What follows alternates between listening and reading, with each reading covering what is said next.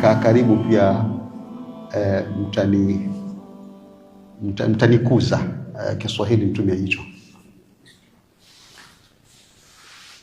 Bismillahir Rahmanir Rahim. Alhamdulillah wassalatu wassalamu ala ashrafil anbiya wal mursalin wa ala alihi wa sahbihi wa sallam. Amma ba'd. Tulienda vizuri katika session yetu ya fiqhi, na kama mtakumbuka tuliweza kufika katika mlango wa adabu qada'il haja, adabu za kukidhi haja. Na leo biidhnillahi taala tutazungumzia kuhusu utahara, ama jinsi ya kutahirisha chombo ambacho kimerambwa ama kimedarwa na mbwa na nguruwe.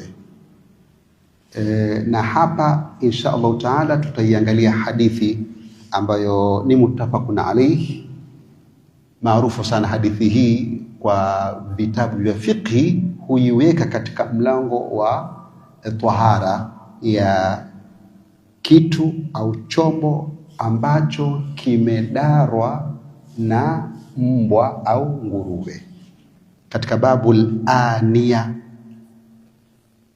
Katika faida ya kilugha, chombo kikiwa kimoja huitwa al-inau, chombo. Ikiwa ni vingi huitwa al-aniya. Lakini ajabu ya hii lugha Kiarabu, kuna kitu kinaweza na jamu mbili, yani kuna kitu kinakusanywa mara mbili. Mfano Kiarabu pia kuna ania ni jamu ya ina, na hii ania nayo ni jamu, kuna jamu yake vile vile. Allahu akbar. Hii lugha ni lugha yani ina kina kirefu sana. Al-ania pia kuna jam'ul awani, na ndio maana utakuta wanavyuoni wengi wa fiqh wanapoweka mlango huu husema wengine babul awani au babu al-aniya. Taban al-aniya ni plural ya al-ina. Kwa hivyo hadithi hii utaipata katika mlango kama huu, nao ni je, Muislamu anaamiliana na wanyama yani kama mbwa. Taban, je, mnyama huyu sasa katika sheria anapodara chombo cha kupikia au vile vile akadara kanzu yako au akadara ngozi yako, ikawekwa mlango wa kuelezwa masala haya. Na hii kama nilivyoeleza ni tadqiq, yani undani wa sheria ya Kiislamu, kwamba sheria ya Kiislamu ni sheria inayoambatana na umbile la mwanadamu na ina uwezo wa kumtatulia mwanadamu, si masala labda vile kuanzia usema masuala tu ya kisiasa, bali hata katika masala ya tahara.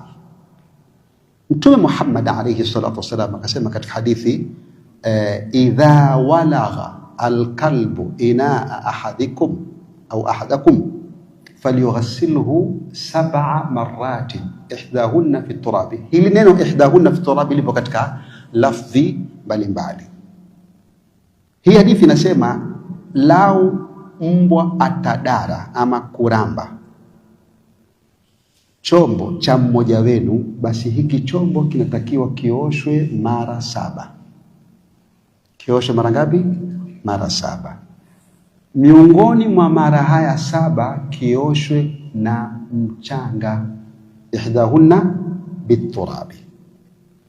Hii hadithi ni hoja kwa al-Imamu Shafi'i kwamba kuosha chombo ambacho kimedarwa na mbwa hakitooshwa na kutimia utohara wake mpaka kipite mara ngapi?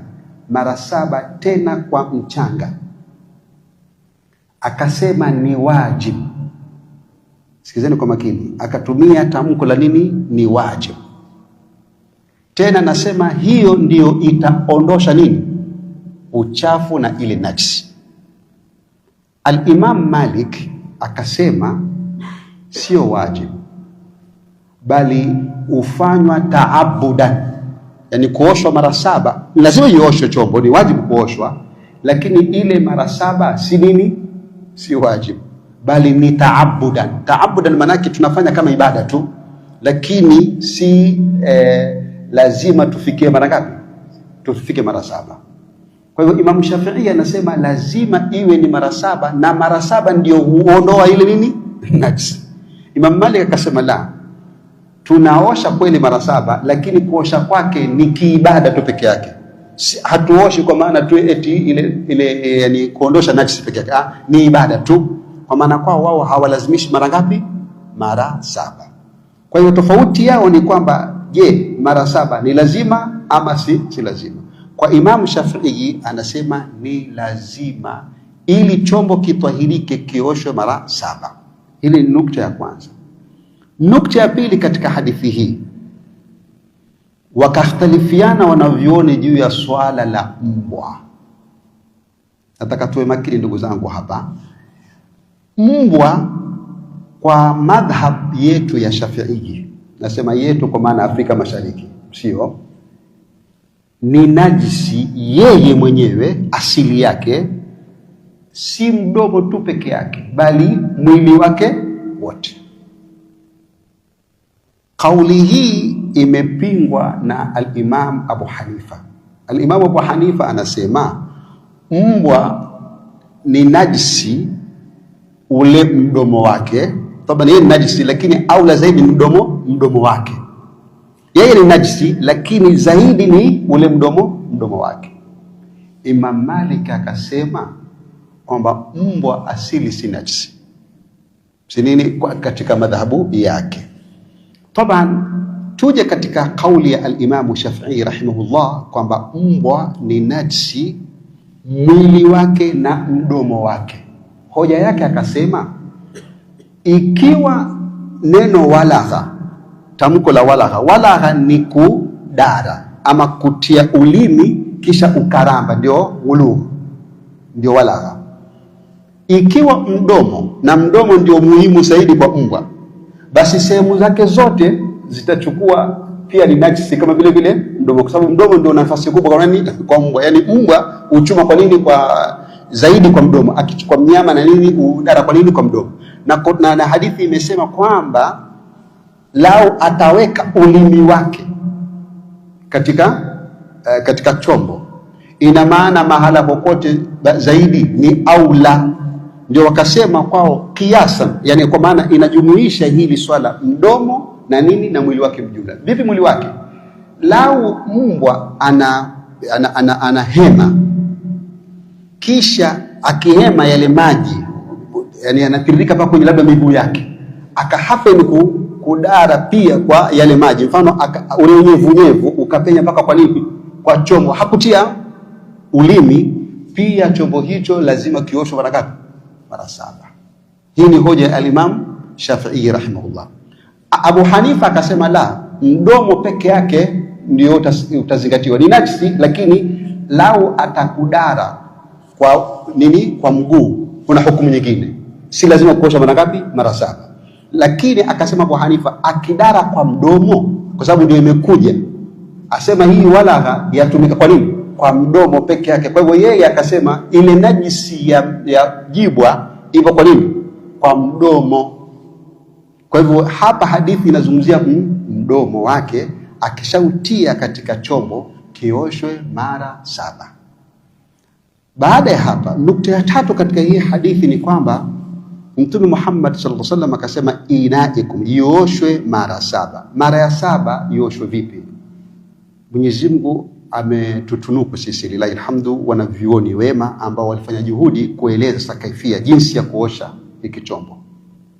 Okay, kuna ikhtilafu pia katika swala, je, hii mchanga tuanze mara ya kwanza au mara ya pili au mara ya tatu au mara ya ikhtilafu zipo. Mtume sallallahu alaihi wasallam akasema ihdahunna biturab, yani mmoja wapo iwe kwa mchanga. Wengine wanasema ni aula mchanga iwe pale mara ya josho la pili, yani utachukua maji kwanza kile uchafishe ile najisi, then utumie mchanga, itakuwa mara ngapi? Mara pili, kisha ifuate sasa zile mara 6 au mara 5 zilizobaki. Kwa hivyo wanasema ni muhimu kwanza josho la kwanza lianze kwa maji, kisha ndio mchanga, ndipo baadaye ije maji yafuatilie kama kawaida. Wengine wakasema la, ni vizuri iwe mara ya mwisho, ni vizuri iwe mara ya mwisho, kisha umalizie na nini, na maji. Japo kwa hoja hii Imam Shafi hapa alionekana kwamba kama ambaye kwa lugha yetu ameshinda. Hakushinda, lakini tunasema kwake hoja ina nguvu, kwa sababu kimantiki ukichukua mchanga mara ya mwisho na ukiosha, athari ya mchanga huende kabakia, athari ya mchanga huende kabakia. Tofauti ukichukua mara ya kwanza au mara ya pili, ile athari ya mchanga haitobakia. Kwa hivyo kauli ambayo ina nguvu katika swala hili ni kutumia mchanga mara ya kwanza au mara ya pili. Kwa hivyo hilo ni muhimu. Okay, kunao wanavioni waliosema kwamba kwa nini tukatumia mchanga, japo swala hili ni halijatajwa katika hadithi zaidi, lakini kunao wanavioni walipofanya utafiti wakasema kwamba huu mchanga una sifa ya kusafisha na kuua.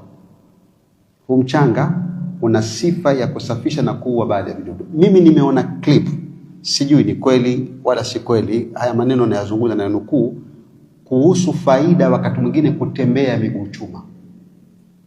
Sio kama mshasikia maneno haya kwamba kuna faida fulani wakati mwingine, sio wakati wote. Kuna watu hujinasibisha na ushirikina ati kwa sababu wanatembea ati ardhi. Nishasema mwana mmoja maskini mwele wazimu asema yeye hatembei na viatu. Ukimuuliza kwamba nao mimi nataka yani nitembee kwa miguu moja kwa moja, sijui akapiga mifano yake ya kiajabu ajabu. Kwani msikitini watu wanaingia na viatu? Maskini analeta mantiki hapa. Waislamu wanaweza kuswali na viatu. Mazingira gani? Kama msikiti una sakafu unaweza kuswali na viatu, sisi hakuna shida. Bora tu viatu viwe na nini? Havina najisi.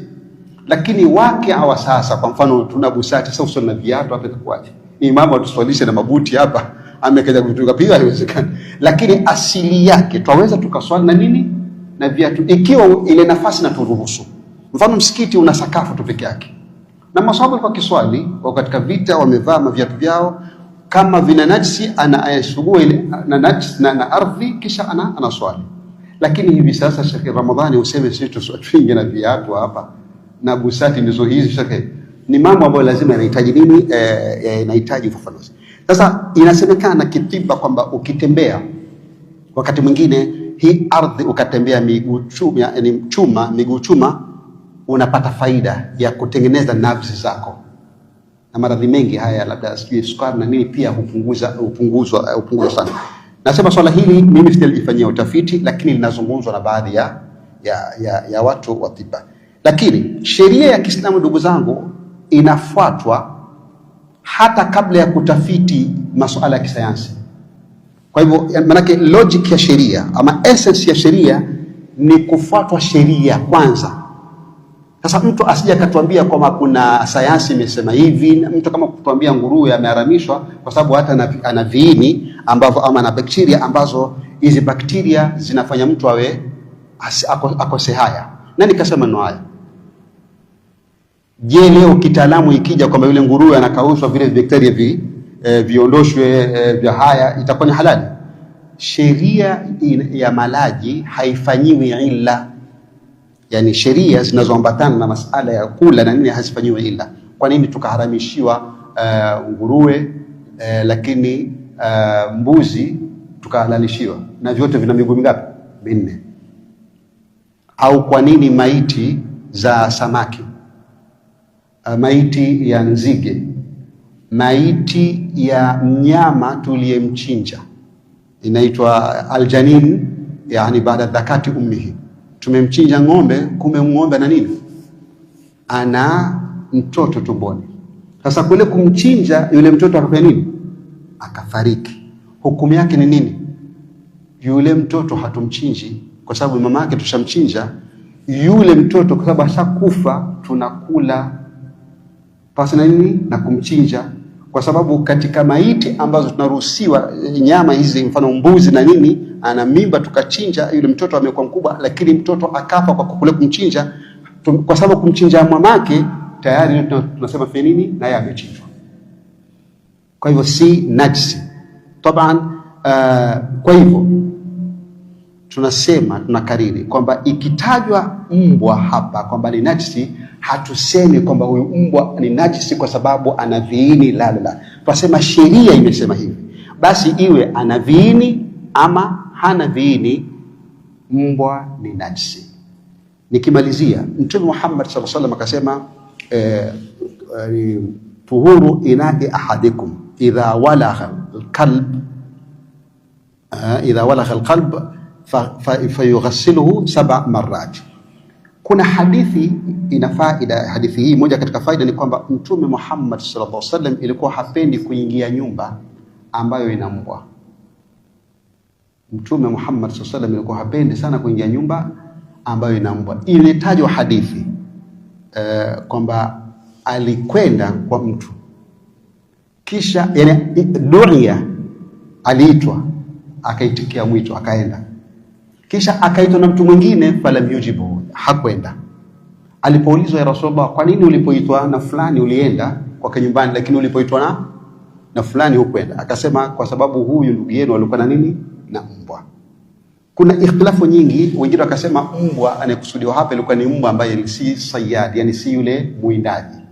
Lakini wanavyoni wamesema kufuga mbwa kunaruhusiwa ikiwa mtu anamfuga kwa malengo ya kuwinda ama malengo ya kutunza nyumba yake. Vinginevyo hakuna sababu yote ya kufuga nini, ya kufuga mbwa. Na lau utamfuga basi kwa sababu hizi mbili za kisheria, basi uchunge hali hii. Mwisho kabisa, kuna ikhtilafu, je, akidara nguo yako au kochi au kitu chochote, je, tuoshe mara 7 au tuoshe mara ngapi? Katika madhhabi ya Shafi'i wanasema lazima uoshe vile vile mara ngapi? Mara 7. Uoshe mara ngapi? Mara 7. Sasa hapo ndipo ninakuja. Pua wanasema ikiwa itakuwa na maji, kwa sababu pua yake nayo pia na nini, ina unyevunyevu. Yani kifupi, maji yao yako kwenye pua ama yako kwenye nini, kwa mdomo au yenye kwa mikono yake. Maadamu maji yale yamefika kwa chombo chochote kile, ukioshe mara ngapi? Mara 7 kiibada. Yani kitahara, iondoke ile najisi moja kwa moja. Wengine wanasema ikiwa ni vitu kama hivyo furniture na nini, ni mujarradi wa kuosha kuondosha ile najisi, wala si utumie nini, mchanga. Lakini kwa kifupi ni kwamba hukumu hii inahusu